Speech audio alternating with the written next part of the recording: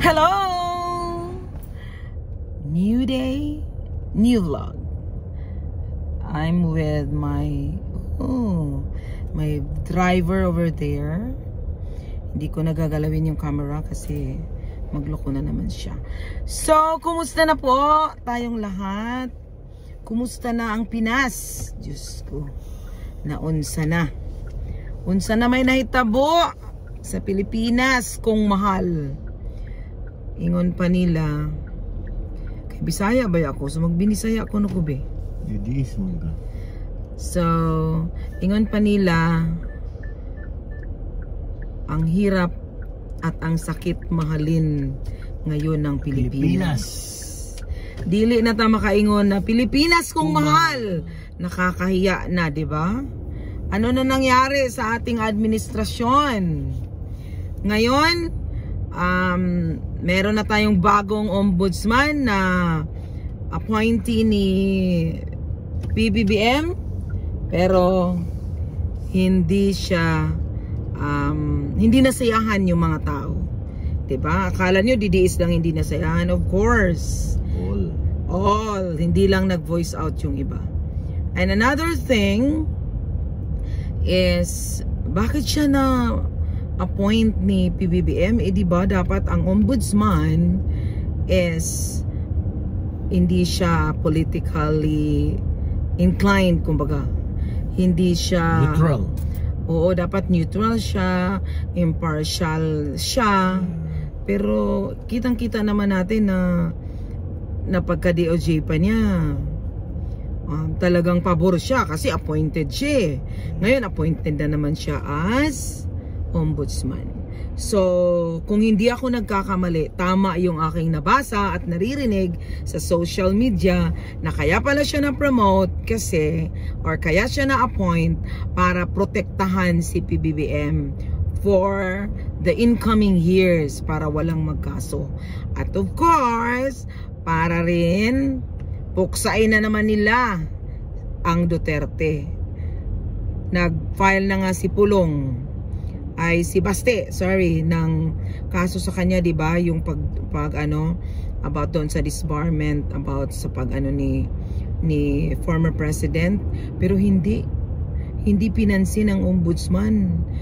Nandoon lang sa tabi-tabi siguro yung yung papel na final, ang tagal na nun.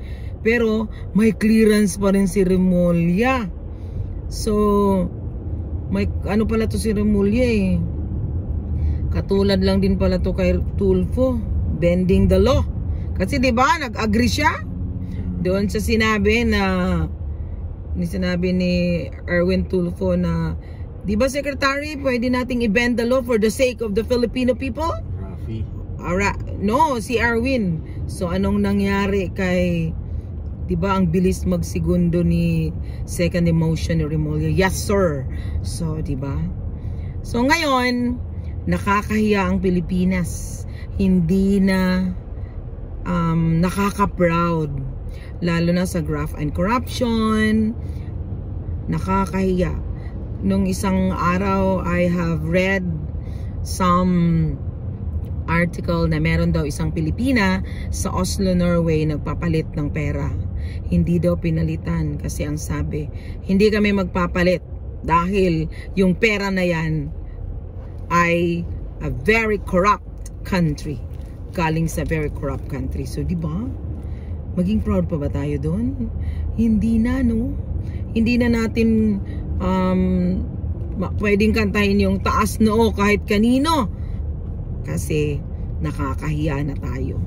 Pero ganun pa man, kahit kami nasa malayo, tuloy ang buhay. Minsan nga parang ayaw mo nang magbasa ng news kasi para hindi ka ma-stress. Nakaka-stress yung administrasyong Marcos. Kami personally, yan ang binoto namin. Kasi kami, Sara, syempre siya ang president. So, unity team. Pero nagsisi kami hanggang ngayon. Bakit nga ba natin binoto? Hindi man kami ang dahilan na manalo siya or matalo, pero sana hindi kami bumoto. Pero akala kasi namin nagbago na ang Marcos, 'di ba? Hindi pala eh. Lumala pa, mas malala pa sa kanyang tatay pala. 'Di ba? Ngayon, marami kang nababasa, marami kang naririnig. Tapos, ngayon, mag-comment ka lang, ipapaano ka na kaagad, i-contempt ka na, kakasuwang ka na sa NBI.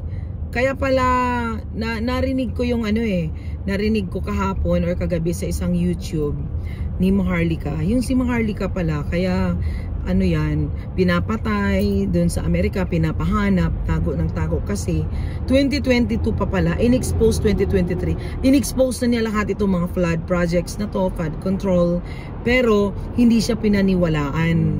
Ngayon, nagkatotoo nga, kahit chismosa yan siya, kahit marami, pero marami talaga siyang issues na totoo eh. Kaya ngayon, pinapa-hunting na naman siya. So, ngayon, isang ordinaryong tao na magko-comment ka lang, syempre you have the right kasi di ba may freedom of speech tayo sa Pilipinas? Hindi na pala applicable ngayon. Ipapakulong ka na kaagad. Diyos ko Lord. Katulad nung nangyari recently, doon sa Cebu, talaga namang lugar yung Bogo, Cebu, isang munisipyo or syudad. Pero natapat lang doon sa, ewan ko ba bakit sino kasi ang kumuha ng picture. Sa bagay kasi nagpa-picture sila doon sa Bogo kasi doon ang incident ng lindol, tumapat kay PBBM. O ngayon yung vlogger na Mike, kasi DDS, pinatawag, pinakulong di umano sa NBI. So imagine mo, napakabilis nila, napakasimple ng issue. Nagiging ka lang ano ba tawag doon? Kung sa palabas pa, kontrabida, pinakulong ka kaagad. Samantala yung mga involved sa flood control projects, sila mga congressman, hindi naman yan lingid sa kaalaman natin vulgar naman talaga yan. Mga mga Romualdez at kung sino-sino pa, sinabi na nga lahat-lahat, hindi pa nakulong or hindi man lang pinatawag sa Senado.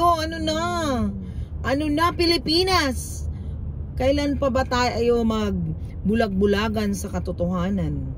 Ngayon, meron na naman silang nakaambang rally sa October 10.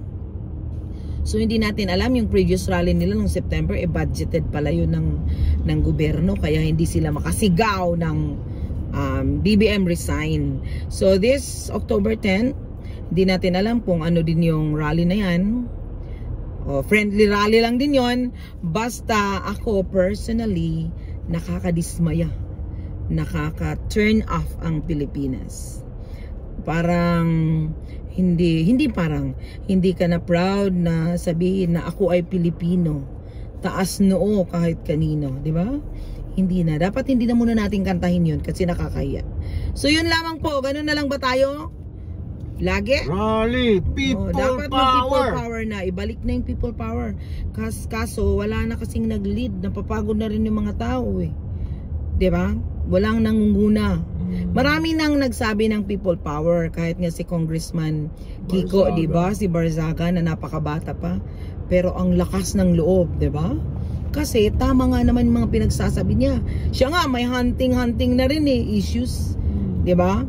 Kasi totoo mahirap kasi sa Pilipinas pag nagsasabi ka ng totoo, ipapa-contempt ka nila kasi gano'n ang admin, diba? Kontrolado ka. Gusto nila martial law? Gusto nila sila lang masusunod, diba? So wala nang freedom of speech, wala nang safety din sa Pilipinas. Magsalita ka nga lang, magmarites ka nga lang makukulong ka pa, diba? Karaputan mo naman sana yun. Pero ganun pa man, ang atin na lang ipag-pray ngayon na sana ma-enlighten yung mind ni BBM na mag-resign na siya para tumahimik na. Mag-resign na lang siya. Wala na namang may gusto sa kanya diba? Siya lang, pinagpipilitan lang niya yung sarili niya na doon sa presidential or sa palace siya lagi. Dapat magmuni-muni siya.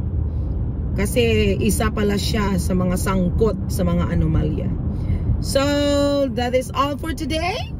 And see you in my next vlog. Thank you for watching. Bye!